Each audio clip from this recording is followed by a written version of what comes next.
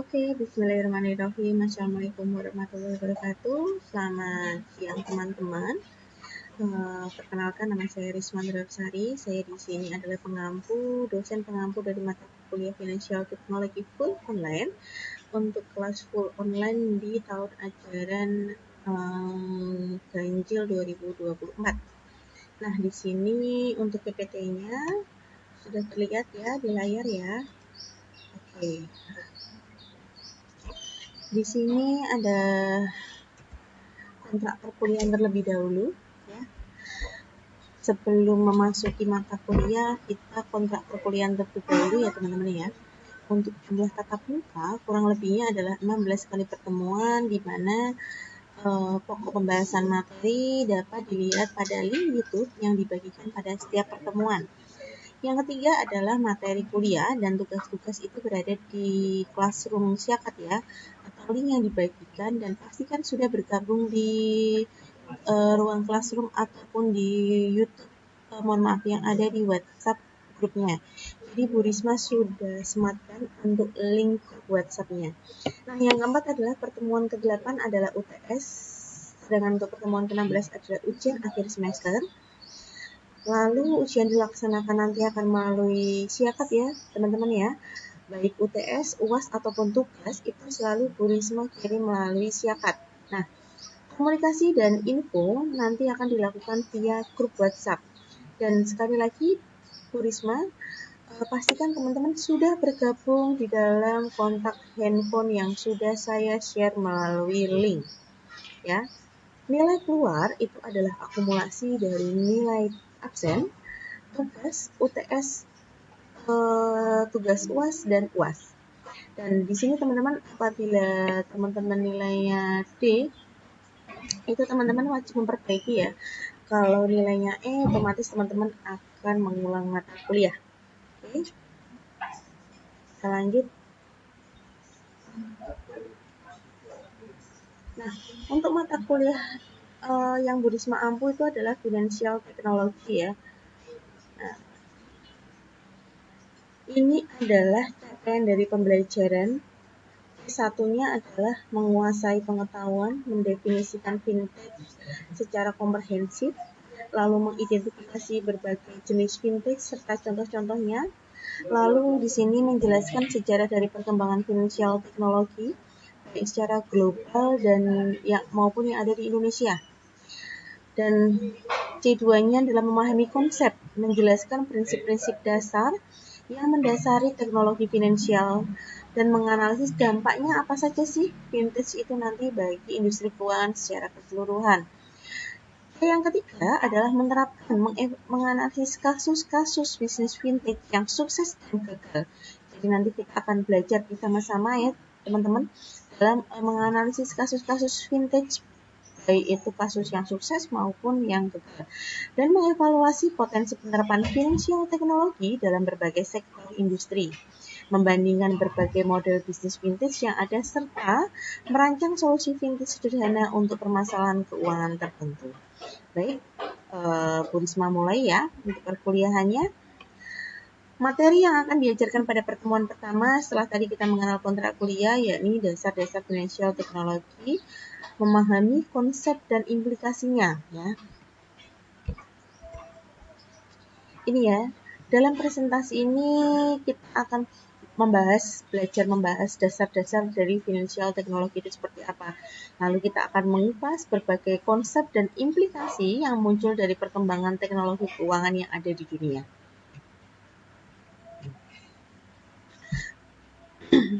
Teman-teman pasti sudah merasakan ya bagaimana manfaat vintage itu dilakukan saat ini ya. Kita sebelum mengenal manfaatnya, tujuannya seperti apa, kita kenalin dulu dengan apa yang dimaksud dengan financial technology. Financial technology atau yang kita sebut dengan vintage itu merupakan suatu inovasi yang menggunakan teknologi untuk meningkatkan atau mengotomatisasi layanan dan proses keuangan. Nah, hal ini mencakup berbagai sektor seperti perbankan, investasi, dan asuransi. Nah, teman-teman, saat ini itu kita sudah memasuki era digitalisasi ya. Kita akan beranjak ke era 5.0, di mana saya yakin teman-teman yang mengikuti perkuliahan saya baik walaupun ini secara online, teman-teman pasti sudah menerapkan vintage itu di kehidupan sehari-hari teman-teman. Misal, sekarang ini kita kalau melakukan pembayaran apapun, lebih relate mana kita tidak membawa dompet atau tidak membawa handphone. Nah, ketika kita sudah berbicara lebih mendingan nggak membawa dompet Bu, karena di handphone satu aplikasi bisa digunakan untuk pembayaran apa saja. Nah, ini kita berarti artinya apa? Kita sudah menerapkan financial teknologi ya. Nah, misal kita mau beli apa di UMKM, tinggal barcode krisnya aja. Nah, terus misal kita mau buka rekening tabungan bank A, misal nih, tinggal menggunakan aplikasinya saja, tidak perlu datang ke outlet banknya, tidak perlu datang ke customer service-nya, tinggal kita install aja itu yang aplikasi bank A tersebut, kita pembukaan rekening secara online. Nah, mudah sekali kan, berarti apa? Financial teknologi saat ini itu teman-teman sudah menerapkan financial teknologi itu sendiri seperti apa? Oke, mungkin nanti apabila teman-teman ada yang kurang jelas atau ada yang mau ditanyakan, bisa langsung ditanyakan melalui WhatsApp group ya. Lalu Bu Risma lanjutkan. Nah, kita sebelum membahas apa sih itu vintage, kita kan hari ini bahas ya dasar-dasar dari financial teknologi. Nah, kita akan membahas dulu sejarah singkat dari financial teknologi itu sendiri. Nah, dari perkembangannya, vintage itu dimulai pada tahun 1960. Nah, dengan munculnya ATM ya, anjungan tunai mandiri. Nah, dan sistem perbankan elektronik. Nah, di sini teman-teman seiring dengan berjalannya waktu, terus ada inovasi seperti blockchain dan mobile payment, ini telah mengubah cara kita untuk melakukan transaksi. Kalau dulu ya, zaman dahulu kala, mungkin zaman bapak ibunya kita, kalau kita mau melakukan transaksi itu bisa melakukan transaksi mau transfer nih, sebelum ada ATM kemana larinya ya ke kantor pos lewat wesel pos. Nah, kalau terus setelah itu berkembangnya waktu ada yang muncul namanya ATM, mau transfer mau transaksi tinggal ke ATM aja. Nah, itu juga real time. Kalau dulu ke kantor pos apa harus nunggu 1 sampai 3 hari mungkin ya. Nah, kalau ke ATM real time. Nah, tapi kan kita harus ada effort untuk ke ATM itu sendiri ya, belum lagi panas, bayar parkir, dan lain-lain. Nah, kalau sekarang di era digitalisasi ya, memasuki era 5.0, di mana inovasi-inovasi yang tadi saya sebutkan ya, seperti blockchain dan mobile payment itu mengubah cara bertransaksi kita. Nah, cara bertransaksi yang seperti apa? Nah, itu kita dulu pakainya wesel pos. Terus habis itu kita pakai ATM. Pakai ATM kita harus ke ATM-nya dulu, panas, bayar parkir dan lain-lain. Sekarang tidak perlu ya teman-teman, sudah ada yang namanya mobile payment melalui aplikasi yang ada di handphonenya teman-teman saja. Nah, selanjutnya jenis-jenis vintage itu sendiri seperti apa? Nah, kalau kita berbicara mengenai jenis-jenis vintage, seperti pembayaran digital, pinjaman peer atau robo advisor. Nah, masing-masing ini akan memiliki yang namanya fungsi serta tugas yang berbeda dalam ekosistem keuangan. Jadi ketika teman-teman ada namanya pembayaran digital, biasanya pakai ini ya Gojek atau GoPay-nya punya Gojek ya, Sakunya punya Gojek. Nah, ada pinjaman peer to peer. Nah, peer to peer lending ini adalah pinjaman yang untuk apa ya? Untuk diaplikasikan menggunakan ini tadi apa namanya? sistem yang ada di perangkatnya kita. Misal, teman-teman pernah melihat yang namanya kayak Kredivo. Nah, terus ada namanya apa ya, home credit kayak gitu kan. Itu kan tidak perlu ada kantornya, tidak perlu ada apa ya, seperti misal kalau kita datang ke bank untuk mengajukan pinjaman itu kan nggak perlu ya, tinggal teman-teman install aplikasinya, isi data-datanya teman-teman, nah teman-teman bisa melakukan pinjaman atau pair to pair. Nah, ini biasanya syarat dan ketentuannya ada, jadi saya harapkan teman-teman kalau mau memanfaatkan jenis finansial teknologi terkait dengan peer-to-peer lending, teman-teman harus membaca dulu syarat dan ketentuannya bagaimana. Terus ada robo advisor. Nah, jadi dari mulai dari pembayaran digital, peer-to-peer lending ataupun robot advisor itu memiliki fungsi dan tujuan yang berbeda-beda di dalam ekosistem keuangan ya. Selanjutnya, nah tadi setelah kita bicara tujuan, nah manfaatnya apa nih? Nah tadi, contoh sepelenya aja tadi yang Bu Risma jelaskan di awal. Kalau dulu, iya kita memang sudah bisa ya pembayaran melalui atau transfer real time melalui ATM.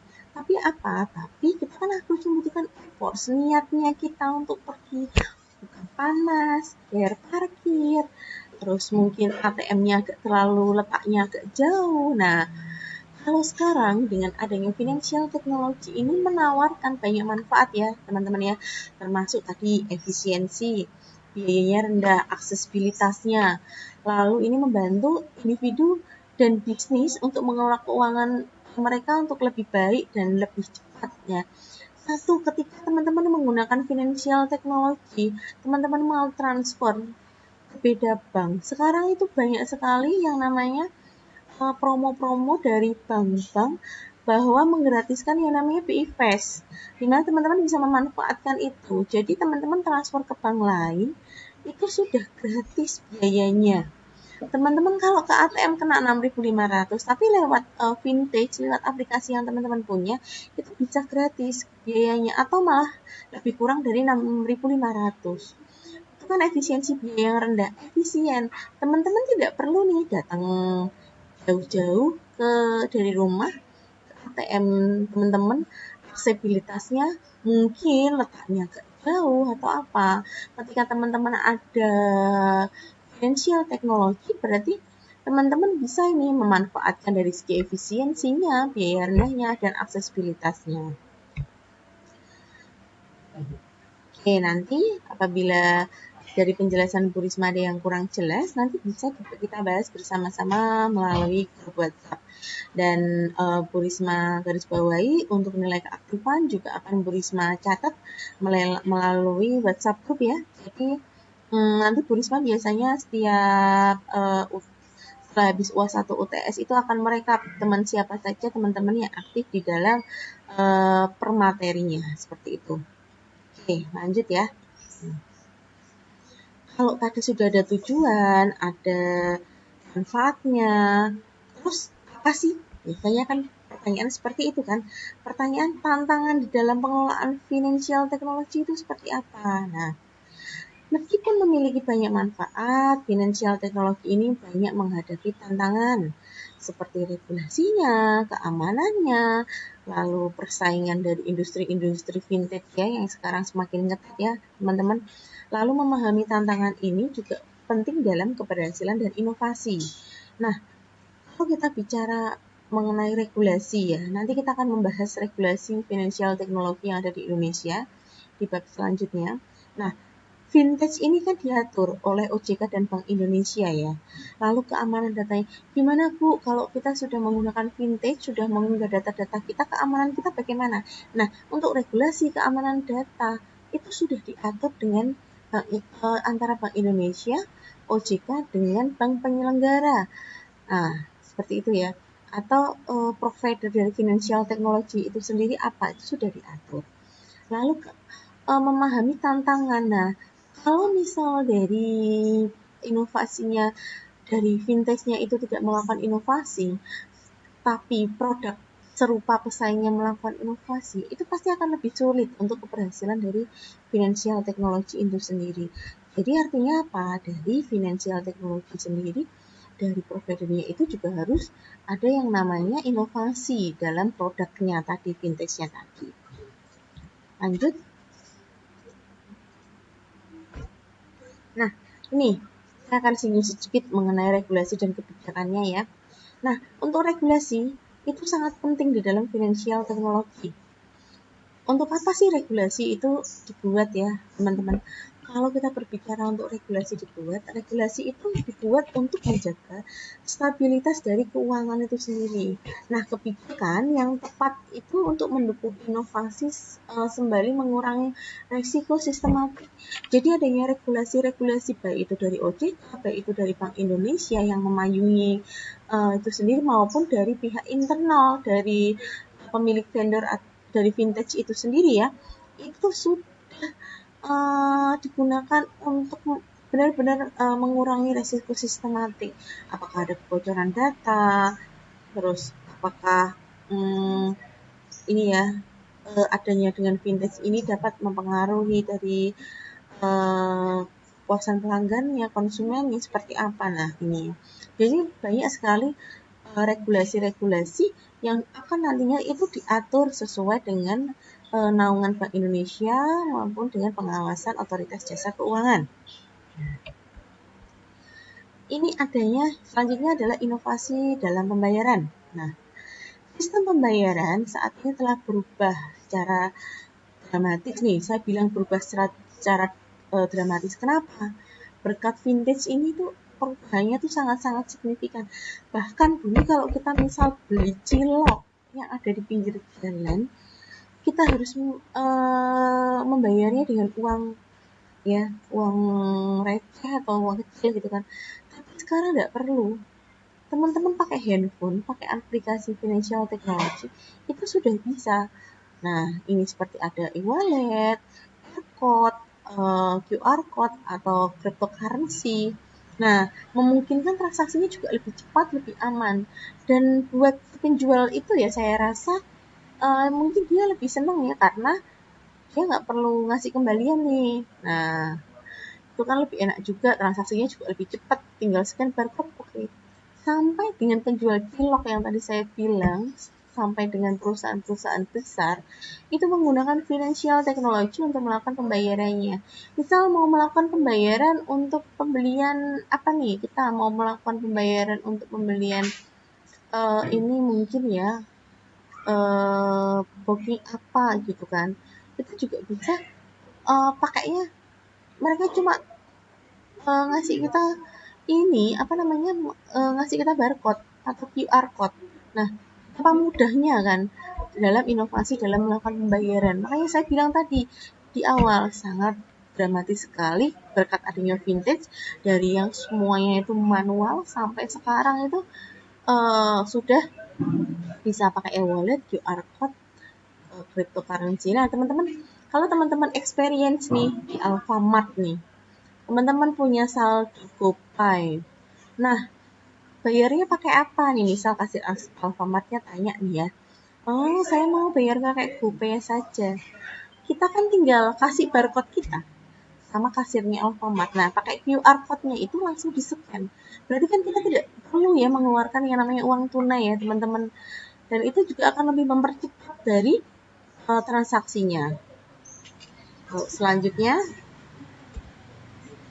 peran dari blockchain. Nah, kalau kita lihat apa sih peran dari blockchain? Nah, teknologi adalah salah satu inovasi paling signifikan dalam financial teknologi itu sendiri ya, dimana vintage itu menyediakan cara yang aman dan transparan untuk melakukan transaksi tanpa perantara. Jadi kalau teman-teman melakukan transaksi menggunakan vintage, berarti transaksinya antara teman-teman langsung nih dengan vendor vintage-nya itu. Misal dengan bank A ya langsung dengan bank A. Teman-teman nggak perlu yang namanya adanya perantara. Kalau misal teman tahu dulu ya, kita mau transaksi transfer ke teman kita yang ada di mungkin di beda kota, terus kita ke kantor pos dulu, kita pakai perantaranya dulu kan, kantor posnya dulu pakai wesel pos, nanti temennya, nanti yang menerimanya ngasih wesel dikirim ke kantor pos kayak gitu. Nah, jadi ini benar-benar ya peran dari blockchain itu juga ada. Selanjutnya ini tadi yang sudah saya bahas, selanjutnya adalah terkait dari pinjaman peer to peer. Nah, saat ini banyak sekali ya teman-teman yang namanya model pinjaman peer to peer, dan ini sangat memungkinkan individu untuk meminjam dan meminjamkan uang secara langsung. Nah, seringkali dengan suku bunga yang lebih rendah dibandingkan dengan lembaga keuangan. Nih, ini adanya peer-to-peer lending. Nanti kita akan membahas lebih detail ya teman-teman terkait dengan peer-to-peer lending, contoh implementasinya seperti apa. Nah, seperti itu nih. Lalu Bu Risma lanjut, ada yang namanya robo advisor. Sekarang ada robo advisor. Robo advisor ini dia akan menggunakan algoritma. Nah, memberikan saran investasi secara otomatisnya robo advisor ini. Dan ini akan membuat investasi jauh lebih mudah ya diakses dan terjangkau bagi masyarakat umum. Ini robo advisor. Sekarang apa-apa kalau nggak pakai vintage kita pakai robot. Ya, ini termasuknya robot advisor ini. Terus apa sih hubungannya vintage dengan kewirausahaan? Tadi mungkin Bu Risma udah spill sedikit ya. Pedagang cilok pun sekarang sudah melek teknologi, melek vintage. Nah, vintage ini dapat membuka peluang baru bagi kewirausahaan. Contohnya, startup dapat memanfaatkan teknologi untuk menciptakan solusi inovatif yang memenuhi kebutuhan pasar yang terus berkembang ya. Jadi teman-teman startup ini memenuhi solusi inovatif untuk memenuhi kebutuhan pasar yang terus berkembang. Baiknya bagaimana ya tadi orang jualan cilok pun sekarang dia itu sudah punya barcode-nya, barcode QR code-nya untuk melakukan pembayaran. Artinya apa? Itu kan memudahkan untuk melakukan usaha ya. Lalu ada implikasi sosial vintage. Nah, keberadaan dari financial technology itu sendiri dapat meningkatkan inklusi keuangan dengan memberikan akses kepada mereka yang sebelumnya tidak terlayani oleh sistem pembayaran perbankan tradisional. Jadi yang namanya perbankan tradisional dahulu itu belum ada vintage itu kita harus datang ke outlet, mau setoran juga harus datang setor. Nah, sekarang kan sudah tidak ya. Berarti ini intinya apa? Intinya dia dapat meningkatkan inklusi dari keuangan itu sendiri. Nah, saat tadi ya kita sudah berbicara mengenai sejarah vintage seperti apa, lalu vintage-nya itu jenis-jenis vintage-nya apa saja. Terus kita akan membahas nih masa depan financial technology itu seperti apa. Masa depan dari financial technology ini sangat menjanjikan ya teman-teman ya. Ini saya berani bilang sangat menjanjikan karena inovasi yang lebih besar dengan kemajuan dalam artificial intelligence, machine learning, dan big data. Dan ini akan terus mengubah cara kita ya dalam bertransaksi keuangan. Jadi dulu yang modelnya kita tunai. Nah, sekarang dengan adanya vintage itu sudah benar-benar mengubah cara kita untuk bertransaksi keuangan ya. Ada AI juga. Sekarang tuh teman-teman, apalagi teman-teman Gen Z ya, itu sudah pintar-pintar banget menggunakan AI, machine learning ataupun big data ya. Saya juga kadang belajar sama teman-teman mahasiswa. Nah, selanjutnya yakni kesimpulan. Dimana kalau kita berbicara ya dari awal sampai akhir tadi Bu Risma sudah menjelaskan ini. Bu Risma ulang dulu apa itu vintage. Vintage itu inovasi ya, dia menggunakan teknologi untuk meningkatkan otomatisasi layanan dan proses keuangan ya. Vintage itu teknologi keuangan ya. Terus sejarahnya awal mula vintage itu